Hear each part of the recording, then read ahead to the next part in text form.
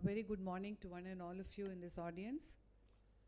Dr. Mohan Rajan on dais, Dr. Santosh for remembering to include me in this session. So on to the talk. So my due is going to be on astigmatism management in cataract surgery. We are all aware of the fact that there is this prevalence of astigmatism in a general cataract population, which gives us information that at least there is a range of 1 to 2 diopter of astigmatism in 25% of our cataract population and more than 2 diopters in 10% of our cataract population. And it mandates that we address this to look at achieving a premium visual outcome or a target emmetropia in this group of patients. So the then next most relevant question which comes up is, what is the common procedure which you're going to adopt to correct astigmatism at different levels? And this was an ASCRS survey done way back in 2014, which told us that if an astigmatism is less than 0.75 diopters, you could look at placing an on-axis incision or do your LRIs or arcuates, or even but once the astigmatism steps up to 1.25 diopters or more, it makes relevant sense to look at toric IOL implant. And beyond that, there is always a fine-tuning. You could do a laser touch-up or a bioptics, or leave some if they are happy with glasses or contact lenses. So then, the 4 current options are what I had already alluded to, which I'm going to elaborate in the due course. So you could do what is called an on-axis incision, wherein the incision is, I don't know what is happening. You could do an on-axis incision where the incision is placed on the steep axis. Incision is placed on the steep axis and it debulks the amount of astigmatism, although it does not promise a complete correction. The other incisional procedures are the LRIs and the arcuate incision. What we need to do is, these incisions are approximately made at 90% depth on the steep axis. And if there are 2 incisions, they tend to have a coupling effect. If an incision is a limbus and incision is closer to the pupil, then the amount of astigmatic correction is more as you get more deeper and more central. It is important for us to measure the amount of astigmatism, the axis of astigmatism, and there are various nomograms which are available, and we have already identified the thinnest pachymetry at the site of our incision. So you would mark your optic zone, the steepest axis on the cornea, and place your incision. You could do it a manual way, wherein you are using a Mendelssohn's astigmatic marker. You mark the chord length of the incision on the either side, and then once you have marked it, you use your diamond knife at a 600 micron depth and make an arcuate incision along the cornea. Or you could use a Varian, which I'm going to be showing to you. Donenfeld's nomogram and others which I'm shown here are some of the popular nomograms, but we can get a little more aggressive in a younger patient or those with an against the rule astigmatism, but we need to be more cautious when you're doing a with the rule astigmatism. Again, if you have a Varian overlay, it becomes even more easier to mark the exact chord length to the degrees which has to be measured, and you make an arcuate incision in front of the palisade or walk. And this is how the patient is going to look the next day with barely a foreign body sensation. Again, this was a paper which alluded to the fact that if you were using the arcuates on the femtosecond laser platform, the accuracy is far more than the manual, which goes without saying. Taking you further, this is an example of a patient who had a 2.5 with 6 by 12 vision, and the astigmatism was plus 0.9 in 84 degrees. And when you go in with the Varian, it gives you the nomogram, Donenfeld's nomogram. It tells you exactly what is the degree of arc 1 and arc 2 which you're going to do. And interestingly, the patient ends up with a 6.6 from a 6.12 vision.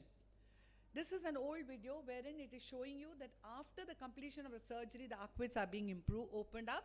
But now I would advise that you need a firm eyeball. So even before you start your surgery, if you have made those arcuate incision with the femtosecond laser, you can just open up these incisions. Then comes the toric IOL. And with this, proponents like the Baylors and the Warren Hill and the Barrett, they told us that you set aside all those bygone beliefs and use the latest guidelines. And if you follow those latest guidelines for astigmatism management, you can actually achieve 80 to 85% of your cataract patients with 0.5 or less residual power. So, but then we need to be realistic that we do not go running after astigmatism which is less than 0.5 diopters, because you are actually bringing down the quality of vision. So then how low can you go? So if you have a with the rule corneal astigmatism, you start correcting the astigmatism above 1.5 diopters.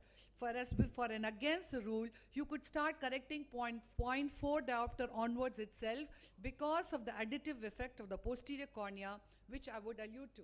So if you look at this table, this patient has 0.97 with the rule, and the toric calculator says non-toric. That is, you would not use a toric IOL. Whereas if you have 0.8 of against the rule astigmatism, it tells you that a T3 series has to be used as a toric IOL plan. We also need to be cognizant that right from the biometry to the different steps, everywhere, if you're careless, is going to have an additive or domino effect, and you might be very compromised in your end result. So the different steps are measuring your corneal astigmatism, planning your toric IOL power based on the latest formulae, marking your axis and aligning the lens on the axis. So when it comes to keratometry, you have scores of these devices.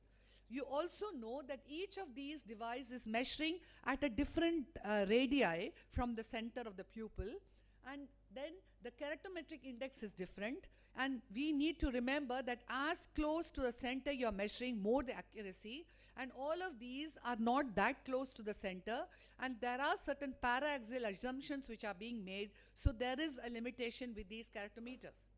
The IOL masters, the latest ones, do even better, but again they seem to perform better in a particular axis, whereas in the other axis a lot of interpolation is done.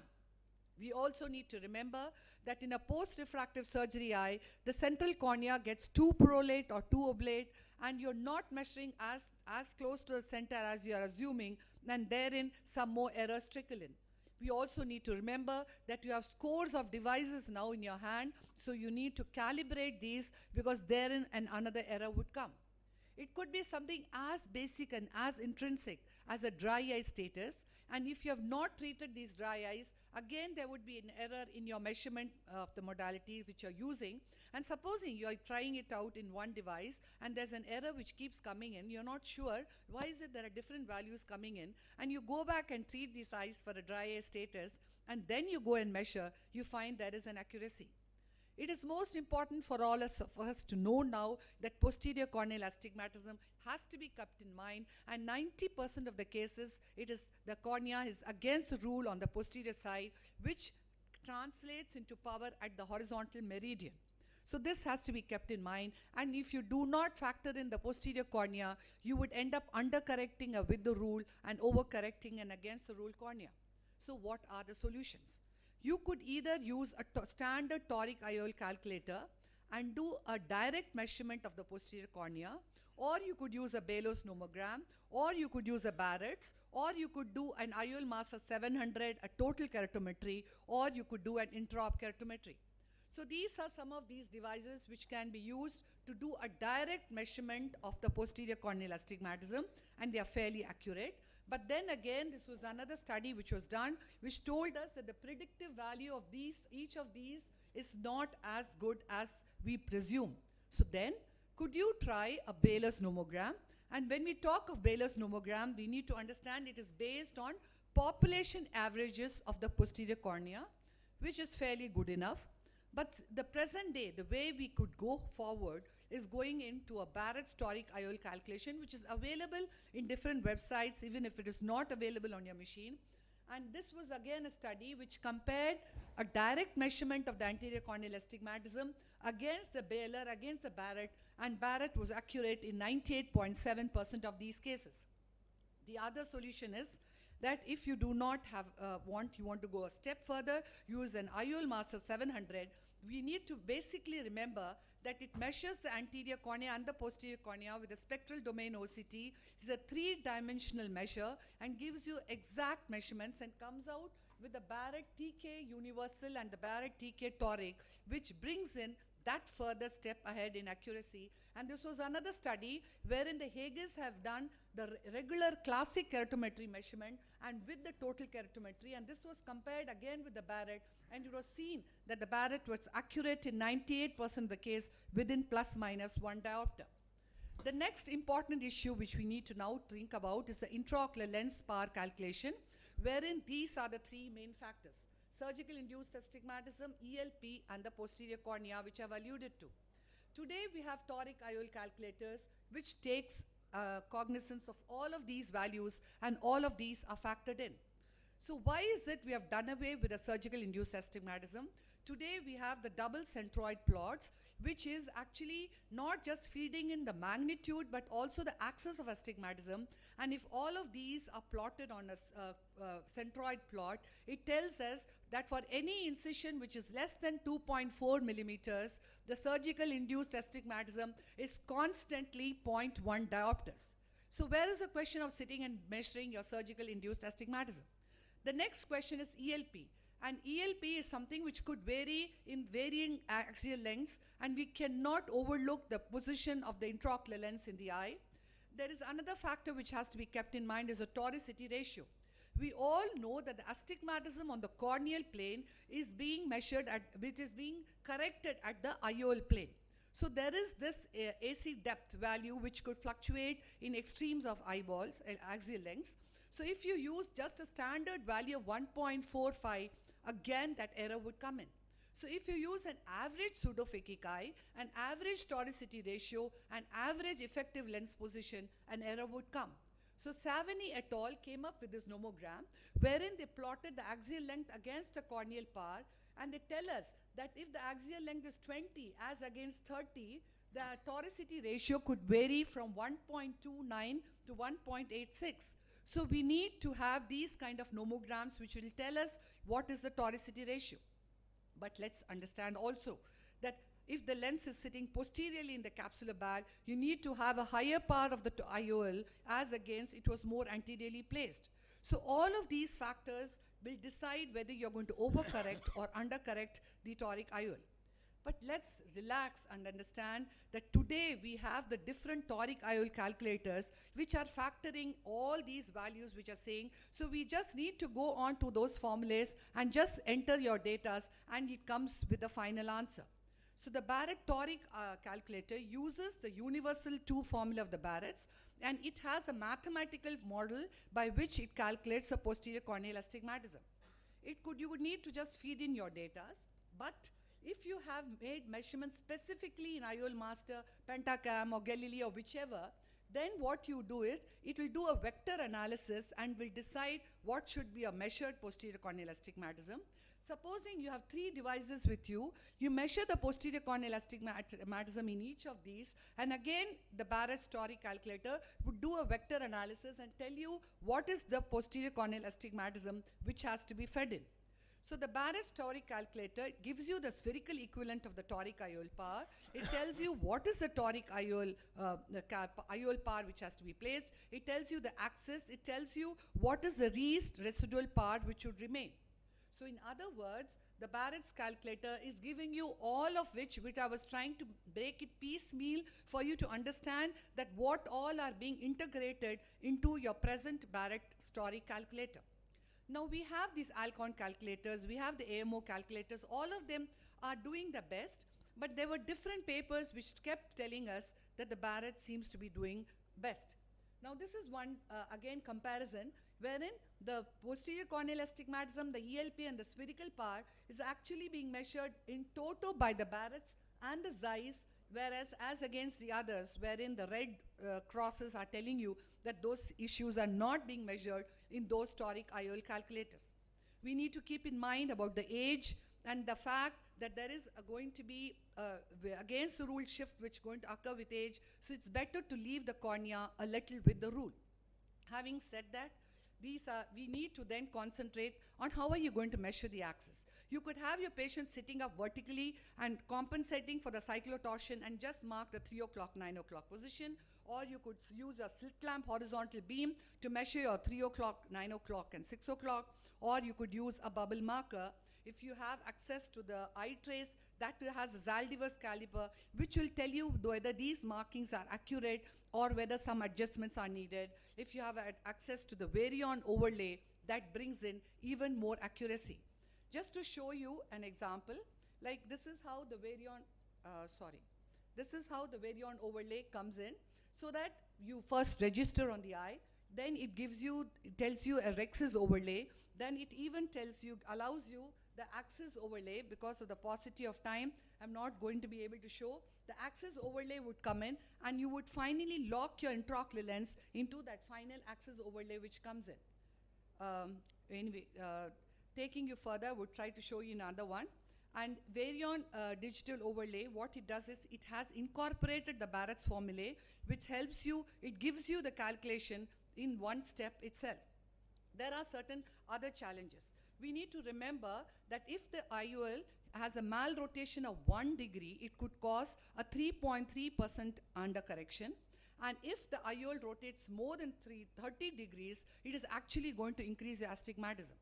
If this table tells you that if a patient has had a 10 degree of malrotation, if you are using a small diopter astigmatism, just a T3, then there is only 0.36 diopter of error which comes in. But the same 10 degree of rotation, if you're placing a T9 series in that eye, it is 1.43 diopter is the amount of error which trickles in. So we need to be even more cautious about positioning a toric IOL when you're treating higher magnitudes of astigmatism. Again, in a larger capsular bag or a higher myope, because there is a chance of the IOL rotating because of the lack of equatorial friction, and that is why it is suggested in some papers that why not you place a CTR which would take care of this lack of malrotation which could occur in these eyes. Again, the IOL material depends. The Acrisoft has a fibronectin component which allows a stronger adhesion. It is also important how your rhexis is designed. If it's a nice round rhexis with a good overlap, your IOL stability is augured. As far as the actual surgery is concerned, there are 3 important factors which you need to look in. You need to place your intraocular lens, push it back against the posterior capsule, remove the viscoelastic in front of the IOL and behind the IOL, and then ensure it is exactly on the axis. Then hydrate your side ports and remove your speculum, all the time looking whether the IOL is right on the axis before you take the call that you have done an optimal surgery. Then going further, now this is an overlay of the same surgery which I wanted to show you. Like you have placed your incision in the exact axis, the side ports have been created, your incision on the axis of placement, and then you have an overlay which shows you how you could do your capsulorhexis. And once you have done your capsulorhexis and then you have removed your cataract lens, then once a whole surgery, even during your phacoemulsification, an overlay which will come all the time so that you could readjust your parameters as the surgery goes on. And once you've done this, you inject viscoelastic, and then you inject your IOL inside the eye, and ensures that the flanges open up comfortably and completely. You can see those dotted lines, which is where the axis of the IOL has to be aligned on the axis. And once the IOL opens up completely, push it against the posterior capsule, and then you go ahead and remove the viscoelastic completely by compartment in front of the IOL and behind the IOL, and ensure that those dotted lines on the IOL are along the toric IOL axis overlay, and that's the surgery done and completed. You could have some refractive surprises, which could be pre-op, intra-op, or post-op. Now, pre-op surprises could be an improper selection of cases. Like you need to have an orthogonal astigmatism to realize the best results with a toric IOL. You have a keratoconus patient and you plant a toric IOL, you have to be cognizant that you are actually debulking the astigmatism, but you're not going to augur a 6/6 vision in these eyes unless you do a topo-guided surface regularization and improving the corneal surface and the astigmatism is regularized, then only you could do a toric IOL in a keratoconus eye. Again, the incorrect markings on the cornea pre-op can jeopardize your results. If you have not fed in the posterior corneal astigmatism, your results are again buggered up. Again, if it is an eye which the corneal opacity is there or a corneal dystrophy is there, or there's a zonular dialysis in the capsular bag, again your results could be compromised. Intraoperatively, if your incision is very ragged, therein there could be some amount of surgical induced astigmatism which is there. Again, if you have left some viscoelastic in the eye, the IOL can rotate. Post-operatively, supposing you've had a rotation of the IOL, you could actually decide whether it's on axis and you have a residual error. Then if it is on axis and you have a residual error, you need to do a laser vision correction or removal of the IOL or a piggyback IOL. But if it is off axis, then what you need to do is just go back and align it. Now you just can't go back and align it like that. You need to go into astigmaticfix.com, enter the manifest refraction, the astigmatism magnitude, and the axis in which the IOL is now sitting, and the astigmaticfix.com will tell you where the IOL has to be positioned, and you go back and do it. So then this again, if you want to vary on, what you would do is, you would just open up the side port incision. You will not inject viscoelastic. You will just keep the infusion on, and with the anterior chamber deep enough, you would exactly position the IOL in the axis where it should have been primarily placed from where it has got rotated off, and with that overlay, and thus you are able to correct this kind of a situation, and post-operatively the patient as well. The Barrett RX formula, what it does is, it not only tells you how you could change your IOL power or the cylinder to correct it, or it tells you whether you need to place a piggyback IOL. Or if you're going to use the same IOL, it'll tell you how you need to re-rotate. So it tells you all the different approaches which you could adopt. Again, as I'd earlier said, in a large capsular bag, you could place a CTR. Supposing the IOL is on axis and the patient has a residual error.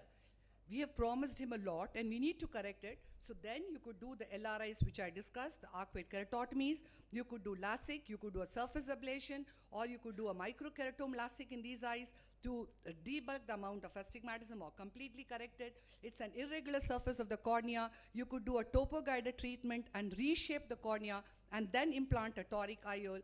Sometimes you might have to do a toric IOL exchange. Like supposing the patient has a high amount of astigmatism and a multifocal toric and is so disturbed with the vision, then you need to cut this IOL, remove it, and implant a toric IOL.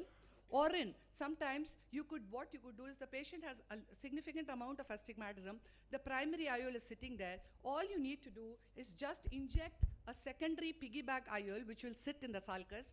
And today we have the Sulcoflex lenses, wherein these lenses unfold beautifully and sit in the sulcus.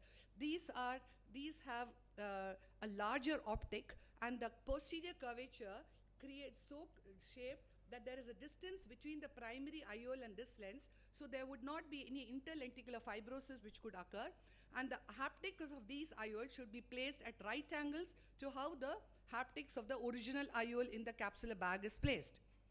Last but not the least, after the vocal diarrhea which I have done in the last 25 minutes, there are some of your patients who are actually happy. They've had a toric IOL, but they're happy with the vision because maybe there's been brought about a large extent of visual independence in these eyes. So in that case, it's best to leave them alone, not tell them about those 10-degree rotation or 5-degree rotation. So what I wanted to tell you that we have wonderful options of rotating your IOL or doing something on the surface of the cornea to correct it or even remove the IOL, but a happy patient could just be left the way he is and he would be quite happy at that. So largely, the intent of my talk is that we need to know that toric IOL is a premium procedure, and today we are in a position to address a target emmetropia of 6.6 to most of our patients, but you just need to be wary of those challenges. Go back and read about it, and once you start your surgeries, ensure that you circumvent each of these and give the best to your patients, finally. And last but not the least, it's a very young audience here, but if just supposing one or two of you are here who have not cast your vote, February 14th is there for you to do that and help me become the chairman ARC and ensure that there's a lot more teaching for you youngsters. Thank you. Thank you very much, Chitra, for the